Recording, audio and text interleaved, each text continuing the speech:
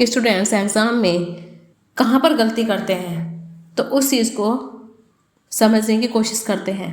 हम सभी जानते हैं कि प्रपोजिशन क्या है। प्रपोजिशन दो शब्दों से मिलकर बना है, प्रे प्लस पोजिशन। प्री का मतलब है पहले और पोजिशन का मतलब है स्थान पर।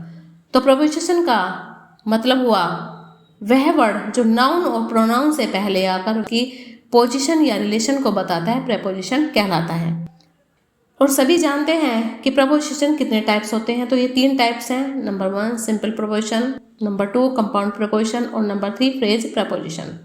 तो जो सिंपल प्रपोजिशन है ये सिंगल वर्ड होते हैं, जैसे at, by, for, since, from, in, of, O double F, off, on, out, till, to, up, with आदि। ये सब के सब कैसे हैं, ये सिंपल प्रपोजिशन है।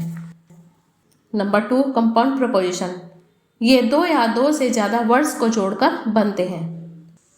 ये सब के सब कैसे हैं, कंपाउंड प्रपोजिशन है। नंबर 3 आता है फ्रेज प्रपोजिशन।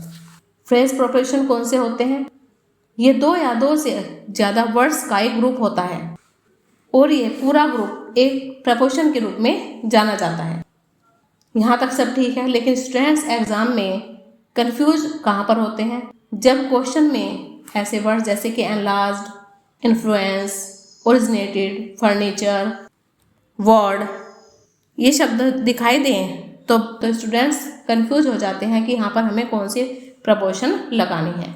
तो उसी चीज़ को समझने के लिए कुछ ऐसे प्रपोजिशन जो कि वर्ब्स को फॉलो करते हैं, कुछ प्रपोजिशन नाउन्स को फॉलो करते हैं, कुछ प्रपोजिशन ऐसे हैं जो कि एडजेक्टिव और पास्ट पार्टिसिपल को फॉलो करते हैं। तो आज हम यहाँ पर कुछ प्रपोजिशन जो कि वर्ब को फॉलो करते हैं और कुछ ऐसे प्रपोजिशन जो कि नाउन्स को फॉलो करते हैं उनके बारे में डिस्कस करेंगे।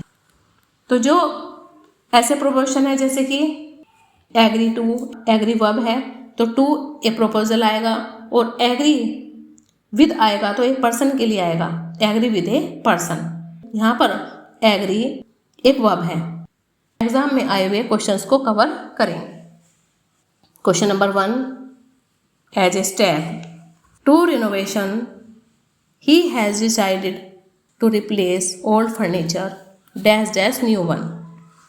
दोबारा सजावट के एक कदम के रूप में उसने पुराने फर्नीचर को नए से बदलने का निर्णय लिया। रिनोवेशन का मतलब है दोबारा सजावट करना, डिसाइडेड का मतलब है निर्णय लेना, टू रिप्लेस का मतलब है बदलने का।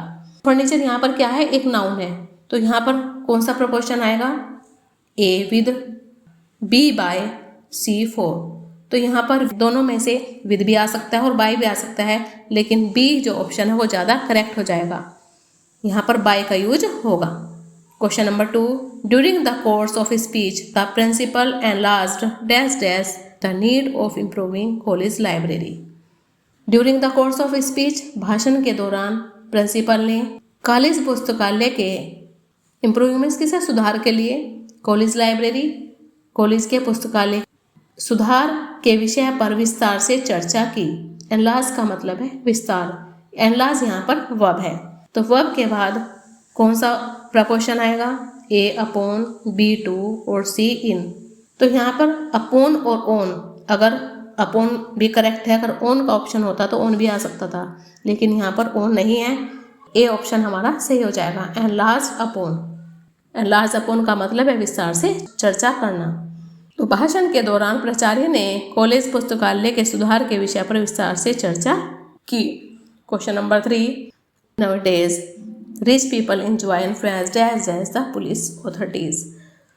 nowadays आजकल रिच पीपल अमीर लोग पुलिस ऑथोरिटीज पुलिस अधिकारियों पर प्रभाव डालते हैं। इन्फ्लुएंस यहाँ पर एक नाउन है, तो नाउन के साथ कौन सा प्रपोजिशन आएगा, ए विद, बी ओवर और सी ओन।